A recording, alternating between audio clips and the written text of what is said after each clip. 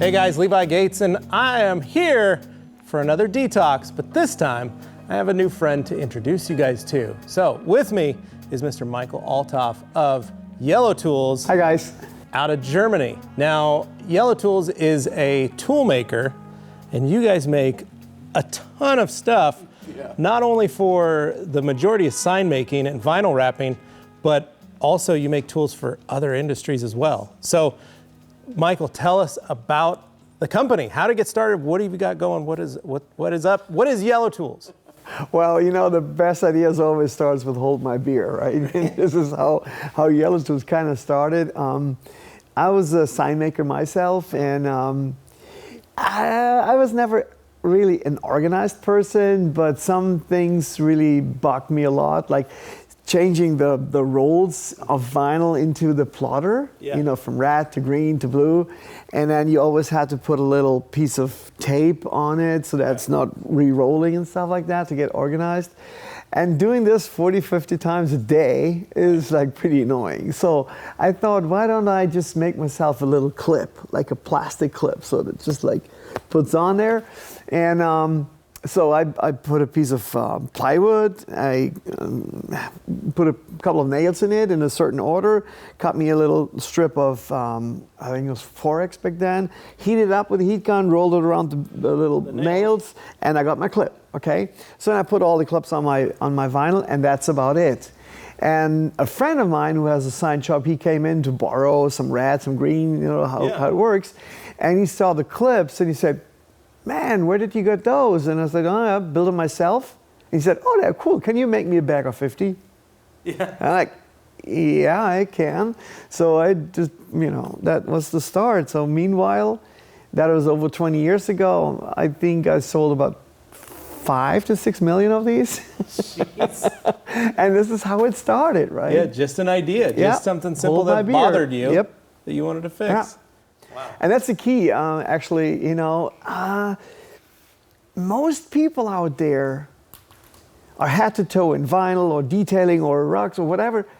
They don't realize that there are waste all around them. Yeah. They just think that is how it is. They don't re-question, hey, is there a better way? And this is where we jump in. We want to wake them up and say, hey guys, even if you do it for 20 years, it doesn't mean that this is the best way ever. Right. Be curious as a kid and start all over again and look for solutions in that stuff. And this is how we came from sign making through car wrapping to paint protection film. Now we're going into the detailing business because this all kind of like it's starting to come together. Blends together because it totally makes sense, you know? Right. My goal with Detox, with the rag company, all that stuff is to try and continually educate our listeners, our folks that are maybe watching this on YouTube, and those of us that are just in the industry in general, to start figuring out these different ways and methods. And that's one of the things I love about your company and why I find you guys so fascinating, is that is your core creativity, is that core belief, is that you're looking at going, how can I make this better and how can I see all this waste? And you are a master of efficiency. I wouldn't say that, but you know, I think what you are touted as a master of efficiency. What we're really good at is asking questions, you know, and this is the educational part, and I think you would agree on that. I don't know, I go to trade shows all over that planet, from Japan, Australia, even Russia, all over Europe, United States, Brazil, you name it. And wherever I go, it's the same problem. People are head to toe in their business, trying to make a buck, trying to make a money, okay? And they don't take the time to step back, look at their day and say, okay, what were the f-ups today? You know, and how can I make that better tomorrow? We can help people right where their problems are. But we have to ask always, so what is it what holds you back from making money? Yeah. You know, where do you need a second pair of hands and you don't have it? You know, that would be the dream situation for us. And we have a lot of customers, they call us with their ideas and their problems. And if we come up with a product, we name the product after the person who came up with it. Yeah. Huh? We call it a DBS product, a designed by a Signmaker product. One of the stories you told me that I really liked, I thought was fun, was when you told me about your giant squeegee. If you could tell the listeners at home, that was a unique and wild and weird situation. Well, yeah. So years ago, there was a lady on the phone, and she said, "Hey, you're the squeegee guys, yeah? You make squeegees, right?" I'm like, "Yes." "Yeah, hi. I need a squeegee which is almost a yard long." Because it's like all there is a floor squeegee, you know, or the small ones. You think about the 4-inch ones, you know, like we call it 10 centimeters, you know. So how does this work? I mean, it's a flexible squeegee. So, and I have great people around myself. My team, Yellotools team, is like, whew, you know, there's a big group of that's a big huge brain over there. And one of my guys, Peter. He's one of my oldest friends on that planet. He works with me. He's a professional cabinet maker. Mm-hmm. You know, he's master certificated in working with wood. And his understanding of wood is just like out of this world. And he said, "Well, I can make you one out of wood." A wooden squeegee? How's this working? Yeah. So he made a prototype. Very cool. Handles in there, like a little shifted, little, you know, angled. And he put a felt lip around it. And we sent that thing to that lady. She called me about 2 weeks later, and she said, "Guys, you have a problem." I said, "What?" She said, "There's no way that you can get that thing back for no money in the world." And it's like, "Is that good?" Yeah. No, she said, "It's not good. It's awesome. It's great."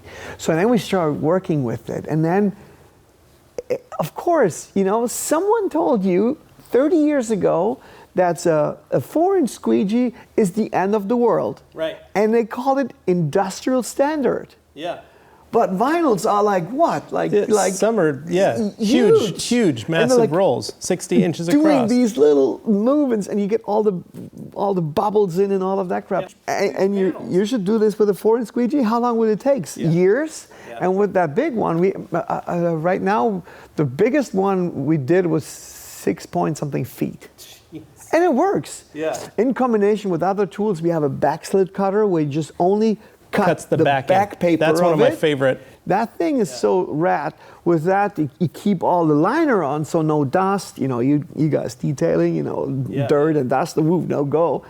They don't. It's not going on the sticky side of the vinyl. You keep it on there. You fold it over and in one movement. This is. I can't tell you how many squeegees we made of that. It's crazy, but it was something that someone called, had an idea, and you, even though it was out of the norm, totally, it filled that necessity and it fixed that problem that most people didn't realize they had. And who sets the norm? Everyone is using baby shampoo. Yeah. You know, a little as alcohol, their slip solution, shampoo, as a slip solution. Okay, but most of these people don't really look closer what they're doing. They put shampoo, like grease and oil, to a glue. Yeah. They have chemical reactions which come out 3, 4, 5 weeks later. Mm-hmm. You know, so I like it if customers come back and not the product. Yeah. You know what I mean? So we were working with one of the best and most talented applicator over in Germany, Rainer Lorz. I don't know if you ever met him, and he's a freak in a very good way, and he dived way into that. He said, "No, you can't do that baby shampoo thing to glue. Yeah. It obviously works perfect, and hey, come on, it's good. You know, customer don't complain that much. It's a no-go." And he figured out the way of mixing the right soap. And what we're doing with him, we foam it up. Yeah. So the more foam you have, the less fluid you have in there, the less soap and chemical and concentrate you have in it, and it gives you a cushion between the surface and the glue. It works like a car tire, so you split the rainwater to both sides, and you don't see anything, and you have a fraction of the of the fluid on there, and no irritation. So you won't have any problems having any issues later on. You need to ask why 5 times. No matter what you do, if it's chamois, like, I don't know, how you chamois. Say it? Chamois? Yeah. You say chamois. Yeah. Chamois or sponges or microfiber towels or any chemicals. You need to know your job. You need to know the basics and the chemical fundamental details about it, and then you can do a really good job. Well, and I think that's, I think that's where the industry is going. And what I love about the industry is that it's starting to merge, and that's the fun part. Is you're seeing many detailers coming into PPF, coming into vinyl, and figuring out that they can do this stuff, or starting getting into sign making, or you've got sign makers who are bringing on these options like vinyl wrapping, like PPF, and going, oh, I can do some protection, I can do some correction on paint and things. And I love that there's that mix now, and now there's the sharing of ideas. Yeah, it's maybe even if it's not a merge, at least it's a network. It's a network. You know what I mean? So our businesses work perfectly together. And especially in a time where economy is tough, we can kind of like bounce balls. Yeah. Like, hey, why don't you do this? Why don't you do that? And sign makers who can't do car reps should get the car repping guy in, but vice versa, the car repping guy said, hey, if he's doing a commercial rep, did you ever thought about a banner or some magnetic signs or something like this? Yeah. I can help you with that. Just got together and do it. Yeah. And a detailer and a car repper, perfect match. Yeah, because you got folks coming to customize and take care of their vehicles. Yeah, and before you wrap, the car needs to be freaking spotless. Yeah. And you guys know your job better than anyone else because you're head to toe into detailing every day. Yeah. So that's why I love that energy between our industries. So how many different products do you make manufacturing just normal in your normal year? Because it's not just a couple things. No, yeah. I mean, I think we have about 500 core products. Yeah. But if you count all the varieties, like the squeegees, squeegees is a lot about personal preference. So nobody can really tell you that is the perfect squeegee for that application. Yeah, exactly. It's like our towels. There's a golden rule in sign making which says 3 + 6 = 9, but so does 5 + 4. So if you count all the variations, I think it's about 1,800 products in total. Wow. Yeah, we're 40 people over in Germany. We produce in-house. Which is very important for me. About 75% of everything you see in my catalog is made at my shop with my people, with my team. Yeah. The core. So if you take any squeegee and you know how it goes, you walk in there, put it in your mouth. That's it. Yep. That's what everyone is doing. Right. But it's a flexible squeegee, means there's plasticizer inside. Yeah. Most of the plasticizers out there are freaking highly cancer causing. And highly toxic.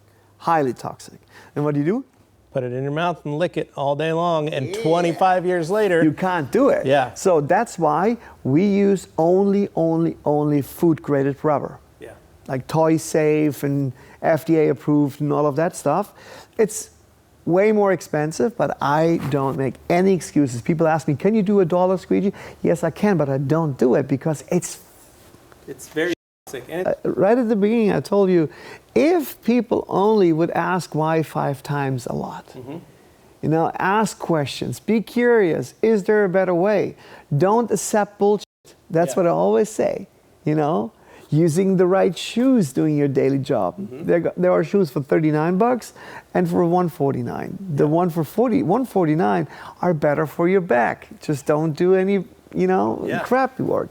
And so we're doing all of that stuff in Germany with our own CNC machines. We make our own molds for our own injection molding plant. We have laser cutters. We can cut up to 40 millimeter steel. We have our own print shop. We have our own wood shop. So that step you see here is totally made by Jonas, Peter, and his team. So all of that stuff is made in Germany. It's made at my shop. It's not a third-party dealer we work with. Bam, we do it ourselves because then we are under control. Plus, we are fast with innovations. Yeah. And that's what we want. We want to hear from you guys, from the detailers out there. Hey, we have a problem reaching into that area. We have a problem reaching this, or we need a little bit more pressure here, or whatever comes up. Right. It would be great if they would talk to you. They would call the rack company and say, hey, you guys, experts, right? And I know that you built up that network with all these tool manufacturers, chemical mix industries and stuff like this. This is what I've faced. That's an issue I had for the longest time, and I'm done with it. Mm-hmm. I don't accept that bullshit anymore. It's not what you preach, it's what you tolerate. Right. That's what I learned. So call you guys and say, go out there and find a solution. Yeah. And you will see that sets us apart from, oh, I can do it cheaper. Yeah. Totally. No, and that is the one thing that we always preach, we always talk about, is that ability to, if you're using the right tools, the right equipment, the right shoes, the right, all that stuff, the right light, everything is going to make you a better craftsman or tradesperson because of the fact that you're doing those things right. But there's so many guys that just, and gals that just don't think about that. And boost your margin. And it boosts your margin. At the end of the day, it's all about the dollars we have in our pocket. Yep. And if you get your job faster done at the same level happier, of quality. And you're happier because you didn't fight it all day? That's it. But not that many people got that concept, to be honest with you. Yeah. And I think we're always going to have that because of the fact that there's always new people entering every time.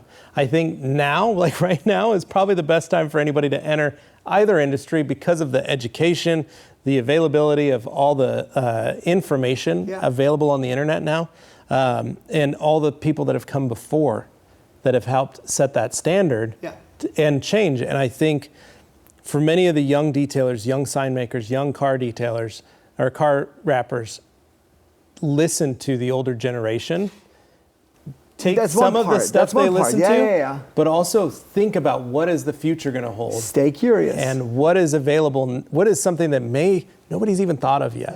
It's just that education. And so having folks like you being able to be on here and be able to help everybody understand that there is a better way to do things. Yes. And it's keeping curious and asking those questions and asking why 5 times. Michael, thank you for being a part of this, buddy. You're welcome. I appreciate it. Thanks for having me. If people want to find and learn more about Yellotools, without the W. Yellow without the W. Yeah, it's one of these stories. Hey, it is what it is. But think about the yell. Yeah, but Yellotools. Check them out online and subscribe to their YouTube channel. And as always, thanks guys for watching. Make sure you like, share, comment, subscribe. Stay tuned for more DETALKS. Make that world a little cleaner. There we go. All right, guys. Talk to you later.